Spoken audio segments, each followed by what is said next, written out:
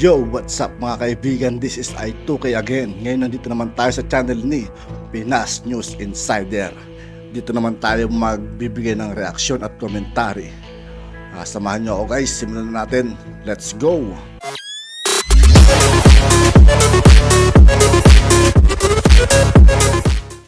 Ito ang balita ngayon. Viral ngayon sa mundo ng social media. Ang di umano'y balitang tila nga mapagbiro ang tadhana. Ito ang naging komento ng ilang mga netizen matapos ang proyektong 11.2 bilyong megadam sa Iloilo ng dating senator na si Franklin Drilon ay itutuloy na at tatapusin ni Pangulong Bongbong Marcos. Pero bago ang lahat, kung bago ka pa lang, pero yun guys, ang tagal na nakaupo si Drilon. Tapos naabutan pa ng ating Pangulo, ano? O tatapusin niya na. O dapat magpasalamat ka pa dyan, Drilon, ha? mang sa aming channel. Please huwag kalimutang mag-subscribe at i-click ang notification bell para mas maging updated pa kayo lalo sa lahat pa ng bagong video na i-upload namin. At ito na nga mga kababayan, hindi na nga mapipigilan pa. Mga ipinangako ng Pangulong Bongbong Marcos, unti-unti nang natutupad. Mga proyekto ng nagdaang administrasyon, kanya nang ipagpapatuloy at tatapusin. At ang isa na nga dito ay ang 11.2 billion megadam na proyekto sa Iloilo. Wow. Nakilalang baluarte ni dating Senator Franklin Drilon at kabilang din siya sa mga namuno sa pagtulag ng proyektong ito na alam naman nating matagal ring naupo sa Senado sa panahon ng mga dilawan. Ngunit kahit may partisipasyon pa ng isang di umano'y dilawan na kilalang mahilig mangtuligsa sa Pangulo Tama. para sa pakanan ng sambayanang Pilipino, walang pinipili ang Pangulong Bongbong Marcos na tutulungan kahit na dilawan pa ang nagsimula. Basta't Nice. makakabuti sa Napakagandang ehemplo ng isang Pangulo yung ginagawa ng ating Pangulo ngayon. Kung ano yung mga naiwanan ng mga kurakot, yung mga salot, salot. Yung mga dilawan, ipinagpapatuloy pa ng ating Pangulo, di ba? Kumbaga wala siyang pinapakitang galit. Kumbaga nais niya lang matapos kung ano man yung proyekto na simulan nila. Di ba? Siya na lahat tumatapos. Di ba? Yan ang Pangulo. taong bayan at sa bansang Pilipinas. Ang Mega Dam Project sa Iloilo na proyekto ng National Irrigation Administration ay ang kauna-unahang malakihang water reservoir na ginawa sa rehiyon ng Visayas at Mindanao. Ang Mega Dam na ito ay nakikitang nagbibigay ng kritikal na suporta na kailangan ng mga magsasaka sa Iloilo at sektor ng agrikultura upang mapabuti ang ani. Inaasahan ang taong produksyon ng bigas sa Iloilo sa 300,000 metriko tonelada mula sa 140,000 metrikong tonelada. At gayon din ang pagpapalawak ng mga lugar ng produksyon ng tubo at iba pang pataniman. Ang dam na ito ay may capacity na 250.70 million cubic meter para sa irigasyon at bulk water supply. Kaya nitong suplayan ng tubig ang irigasyon ng 31,000 hektarya ng lupain sa Iloilo para mapataas ang produksyon ng bigas sa lalawigan. Mayroon din itong flood component para maiwasan ang malawakang pagbaha kapag tuloy-tuloy ang pag-ulan. Kaya naman isang napakagandang balita dahil 65% ng construction ngayon ang natatapos na at magiging fully operational. Ibig sabihin, guys, malapit na matapos talaga kung 65% siya. May natitira pang 35%. Diba? Malapit lang siya matapos, guys. Sa taong 2025, kaya naman marami sa ating mga kababayan ang natuwa. Dahil kahit na may partisipasyon ng isang di umano'y dilawan, ay hindi nagdalawang isip ang Pangulo na ipagpatuloy at tapusin ang nasabing proyekto. Basta't para sa kapakanan ng sambayanang Pilipino, walang pinipili ang Pangulong Bongbong Marcos. Ito nga ang tunay na sumisimbolo ng pagkakaisa. Samantala, hindi naman mapigilan ng marami sa ating mga kababayan na magbigay ng kanilang hinaing at komento sa mundo ng social media. At ayon pa sa kanila, si Pangulong Bongbong Marcos trabaho lang ng trabaho para sa kauunlad ng bayan. Ganyan dapat ang Pangulo, hindi namimili kung ano ang nakakatulong at nakakabuti sa mamamayan. Yun ang kanyang gagawin. Magaling, matalino at talagang may puso ang ating Pangulong Bongbong Marcos. Hindi mapolitiko tulad ng iba na gagawin lang kung malapit na ang eleksyon o kaya'y sinimula ng isang kalaban sa politika kaya itinigil. Hindi ganon ang ating Pangulong Bongbong Marcos. Tinutupad talaga ni Pangulong Bongbong Marcos ang pangako niya. Ang Pangulo nating si Bongbong Marcos hindi makasarili. Bansa ang gusto niyang iangat, hindi ang sarili. End quote. Hi, sir. Here we are again. Good afternoon. Good Hello, afternoon, sir. everyone. First salvo, si Alan Francisco of PTV4. Hi sir, magandang hapon po. Good afternoon. Yeah, sir, after the groundbreaking of the St. Bernadette Hospital that you led earlier, makakaasa po ba yung ating mga kababayan na marami pang mga community hospitals yung ilulunsad po ninyo?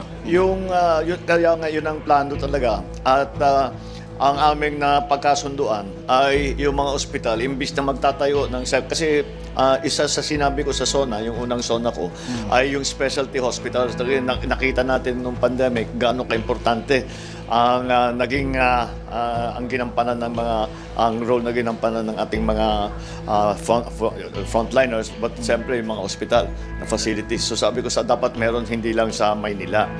Ang napagkasunduan namin ay imbis na magtayo ng bago pang ospital ay mag-extension na lang yung mga ibang ospital para merong specialty na ilang kama para talaga as a specialty hospital. So yun ang plano natin. And we are now identifying kung saan yung areas. Tinitingnan natin kung ano yung naging karanasan natin nung pandemic. Saan sila nahirapan at saan sila malayo masyado yung pasyente yung kailangan dalhin. Doon natin ilalagay doon sa mga lugar na yun. Those places that have halimbawa mahina ang localized healthcare, doon natin para matulungan yung mga magkakasakit, whatever it is. The hospital that we just inaugurated is also a specialty hospital because it is really for women and children. So another one of the biggest conditions that we have to deal with is pregnancy. So tamang-tama at maraming matutulungan yan. Thank you sir. Thank you. Okay. Sir, next is Raquel Bayan ng Radyo Pilipinas. Sir, good afternoon. Regarding Good po sa Kadiwa stores po, sir, paano po natin matitiyak na patuloy po yung supply sa mga Kadiwa stores at mananatili po na abot kaya yung mga bilihin po na ngayon pinapalakas po natin o pinapalagana po yung Kadiwa stores sa iba't ibang bahagi ng bansa? Yung Kadiwa, kaya natin idikta ang presyo. Hindi natin kailangan sundan ang market price. We cannot say hanggang dyan lang. Hindi pwedeng tumaas pa. Kung maaari pa, pababain pa natin. Diyan ang ginawa natin. Nung nagkakulangan ng sibuyas, nagkakulangan ng asukal, ng bigas. Yan ang ating ginawa. Nag-supply tayo, nag-import tayo, kumuha tayo. At ito, sabi namin, basta sa Kadiwa, hindi natin naman mamakontrol yung supermarket, hindi mo naman mamakontrol yung mga ibang nagtitinda. Pero sabi namin, doon sa Kadiwa, kontrolado natin yan. Sasabihin natin, eto ang presyo. At kaya namang gawin. Basta, yun na nga, yung mga added cost, yung mga hidden cost, para dalhin ang produkto mula sa magsasaka hanggang sa palengke, sa Kadiwa, ay gobyerno na ang gagawa. Basta we facilitate the movement of the supply of food around. Pero ang punot dulo niyan, we have to increase production. We have to increase production para patuloy na dumami ang Kadiwa. And it is ongoing na yan. Pag magandang takbo ng ating agricultural production, that will be part of a system na dapat ongoing. Yun ang ating tinitignan ngayon. So that's how, well, first the market forces will work dahil pagka maraming supply, bababa ang presyo. But anyway, kung Kadiwa, pwede natin talagang kontrolin yung presyo. Pagka nagkakulang, may nangyari, nagka-drought, pwede pa rin nating tiyakin na mababa ang presyo ng bilihin. Okay. Chona Yu from Radyo Inquirer. Sir, good afternoon. Good afternoon. Sir, ilang buwan na lamang po, SONA nyo na naman.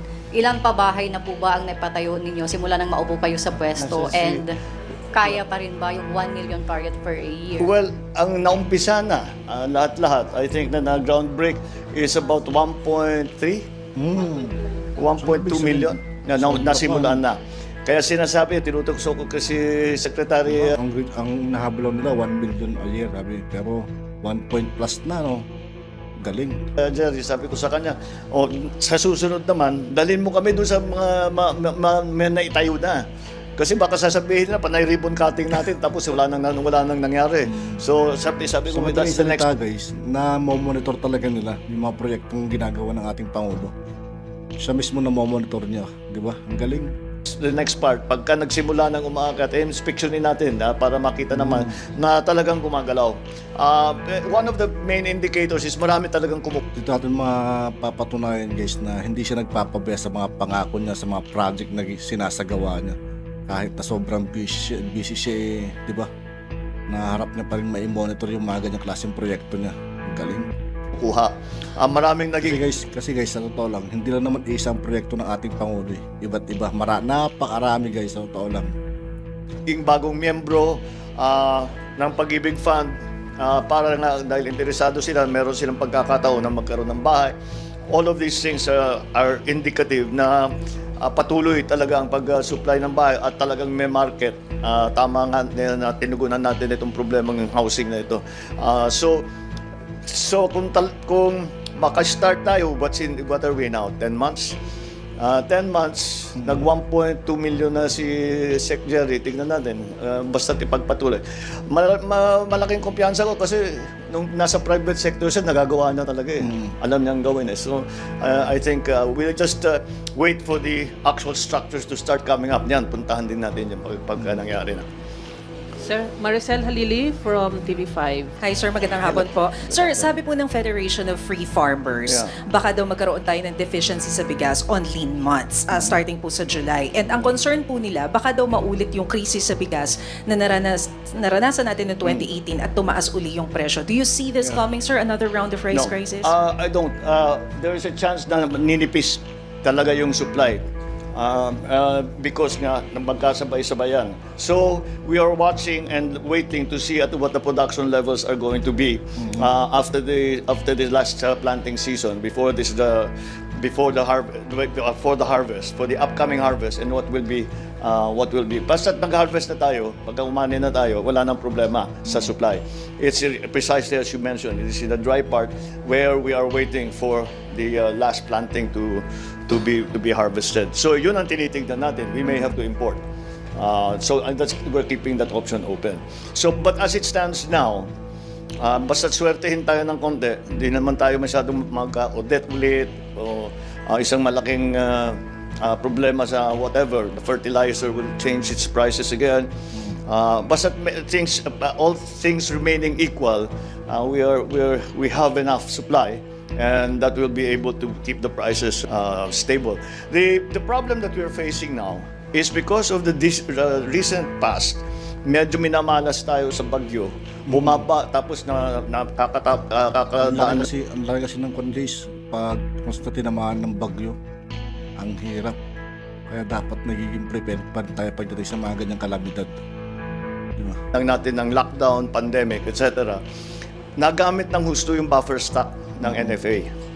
Ang natira, usually ang gusto natin dyan is buffer stock of 9 days. Presently, ang buffer stock ng NFA is 1.5 days lamang.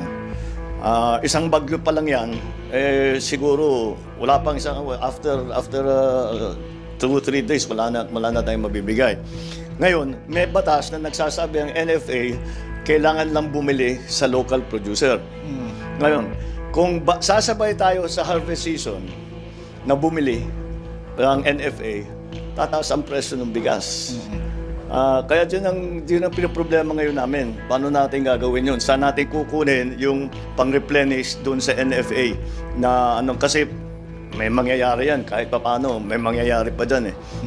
Baka bumigat na naman yung COVID, baka na naman magkabagyo ulit, baka nga yung sinasabi ko, yung mga inputs tumaas ang presyo, whatever it is, we have to have that buffer stock. And that's the problem that we are wrestling with now, dahil talagang binabantayan natin ng mga presyo ng mga agricultural commodities. Siyempre, lalong-lalo na ang bigas.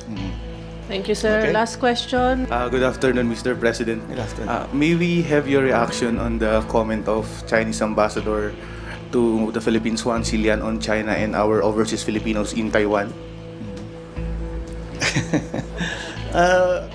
I think there must have been an element of yung lost in translation. It's not his English is not his first language, but I'm very interested to know what it is that he meant. I believe I interpret it as him trying to say that you should not, Philippines do not provoke or intensify the tensions because it will impact badly on the Filipinos in the well. That's how I take it. But I'll be talking to the ambassador soon, and I'm sure he will be very anxious to to give his own interpretation of what he was trying to say. At yun na nga mga kababayan, ano na ang masasabi mo? Kung mayroon At yun nga po, dito po nagtatapos ang ating reaction video dito kay Pinas News Insider. Sa lahat ng mga hindi pa nakasubscribe sa akin channel guys, mag-subscribe na. Maraming salamat sa patuloy na pagsuporta. Muli ako po si I2K. Yeah, peace out!